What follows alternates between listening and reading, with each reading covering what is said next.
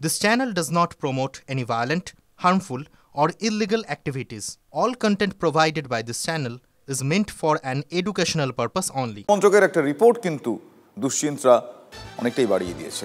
ছাত্রশূন্য school থেকে শিক্ষকের আকাল, এমন অনেক ক্ষেত্রে এগিয়ে বাংলা। আর এই অগৌরবের রিপোর্টে ফার্স্ট বয় বাংলা।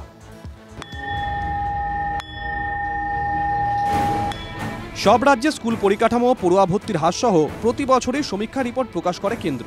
শিক্ষা মন্ত্রকের অধীনস্থ unified district information system for education প্লাসের এবছরের রিপোর্ট বাংলা শিক্ষাক্ষেত্রে উদ্বেগ বাড়িয়েছে। স্কুল রয়েছে কিন্তু সেখানে কোনো পড়ুয়াই ভর্তি হয়নি, এরকম স্কুলের সংখ্যা সবথেকে বেশি বাংলাতেই। সারা দেশে ছাত্রশূন্য স্কুলের সংখ্যা ৭,৯৯৩।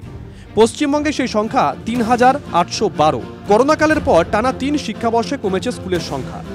গত শিক্ষাবর্ষ থেকে চলতি শিক্ষাবর্ষের তুলনা টানলে স্কুলের সংখ্যা কমেছে ২৩০টি। গত এক বছরে উল্লেখযোগ্যভাবে কমেছে ছাত্র ভর্তির সংখ্যা। পশ্চিমবঙ্গের সমস্ত স্কুলে যেখানে যেখানে ইন্টারনেট রয়েছে, যেখানে যেখানে লাইব্রেরি ফ্যাসিলিটি রয়েছে, সেই সংখ্যাও অত্যন্ত নিচে। ক্রমশ কমছে ছাত্র ভর্তির সংখ্যা। শিক্ষক নিয়োগ যে হারে হচ্ছে তাও সন্তোষজনক নয়। নিয়োগ দুর্নীতি বড় ছায়া ফেলেছে শিক্ষাক্ষেত্রে। থমকে গেছে শিক্ষক নিয়োগ। গত ৩ বছর ধরে শিক্ষক সংখ্যা বৃদ্ধির হারও সন্তোষজনক নয়। শিক্ষা মন্ত্রকের রিপোর্টে উল্লেখ, ২০২২-২৩ শিক্ষাবর্ষে শিক্ষকের সংখ্যা ছিল ৫,৭৮,৩৭৫। ২০২৩-২৪ শিক্ষাবর্ষে তা কমে হয় ৫,৭৬,৫৫৭। চলতি শিক্ষাবর্ষে শিক্ষকের সংখ্যা ৫,৮৩,৮২৫। অর্থাৎ গত ৩ বছরে মাত্র ৫,৪৫০ জন শিক্ষকের বৃদ্ধি হয়েছে। এমন অনেক স্কুল রয়েছে যেখানে পড়ুয়া ভর্তি হলেও শিক্ষক রয়েছেন মাত্র একজন। কেন্দ্রের রিপোর্ট বলছে রাজ্যে মোট স্কুল ৯৩,৭১৫। মাত্র একজন শিক্ষক নিয়ে চলা স্কুলের সংখ্যা ৬,৮৮২। ওই স্কুলগুলোতে পড়ুয়ার সংখ্যা ২,৩৫,৪৯৪। ১৩-১৪ বছরে শিক্ষা ক্ষেত্রে স্কুলগুলোকে ডেভেলপমেন্ট করার জন্য কোনো ফান্ড সেইভাবে দেয়নি। ন্যাশনাল এডুকেশন পলিসি অর্থাৎ NEP 2020-কে পশ্চিমবঙ্গে লাগু না করা অন্যতম একটি কারণ যে পশ্চিমবঙ্গ শিক্ষা ব্যবস্থার দিক থেকে দিন দিন পিছিয়ে যাচ্ছে। হাজার স্কুল বন্ধ, ৬,০০০ স্কুলে একজন মাস্টারমশাই।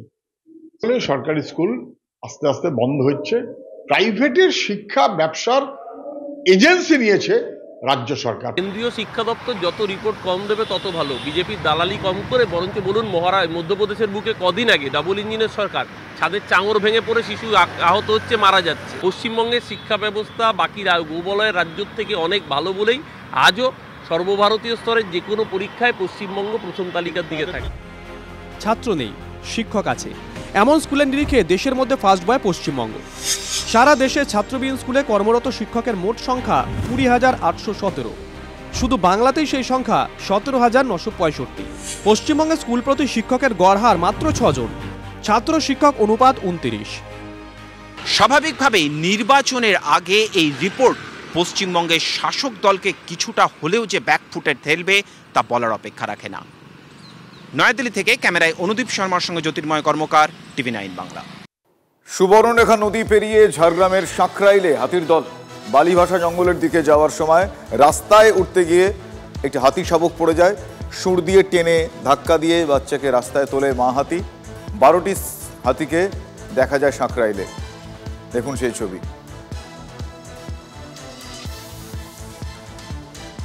সুবর্ণরেখা নদী পেরিয়ে ঝাড়গ্রামের সাঁকরাইলের দিকে যাচ্ছিল হাতির দল। বালিভাষা জঙ্গলের দিকে যাওয়ার সময় রাস্তায় উঠতে গিয়ে একটি হস্তি শাবক পড়ে যায়।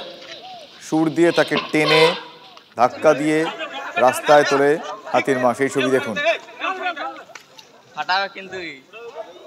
সুর দিয়ে ঠেলে সন্তানকে রাস্তায় তোলার চেষ্টা মায়ের। গয়া দণ্ডপাঠ আমাদের সহকর্মী এই মুহূর্তে আমার সঙ্গে রয়েছেন। গয়া, যেটুকু যে ছবি দেখলাম আর বর্ণনার দরকার পড়ে না, দেখতেই পাওয়া গেল অপত্য স্নেহ, কিন্তু পরিস্থিতিটা ততটাও সহজ ছিল না হয়তো সেখানে যারা উপস্থিত ছিলেন তাদের জন্য। একটু জানতে চাইবো। আজ সাত সকালে যেটা দেখা যাচ্ছে, নয়াগ্রামের যে সুবর্ণরেখা নদী রয়েছে সেই সুবর্ণরেখা নদী পেরিয়ে 10-12টির একটা হাতির দল তারা সাঁকরাইলের দিকে ঢুকে এবং নদী পেরিয়ে যখন রাস্তাতে উঠতে যাচ্ছিল সেই সময় একটা বাচ্চা হাতি জমিনের আলের মতো যে রাস্তাটা উঁচু নিচু আছে ওইখানে পড়ে যায়। দুটো হাতি, একটা মা হাতি এবং তার সাথে আর একটা হাতি ছিল, দুটো হাতি মিলে তাকে যেভাবে তুললো, এলাকার মানুষ দেখে তা অবাক হয়ে গেলেন যে সাত সকালে যেভাবে জমিনের মধ্যে ঢুকে যাচ্ছে, অনেক ধান ক্ষতি করছে, কিন্তু যেভাবে বাচ্চা হাতিটিকে মা হাতি এবং তার সঙ্গে তাকে আরেকটি হাতি যেভাবে সুর দিয়ে তুললো, এটা দেখে এলাকার মানুষ হতবাক হয়ে গেছে। ধন্যবাদ দয়া।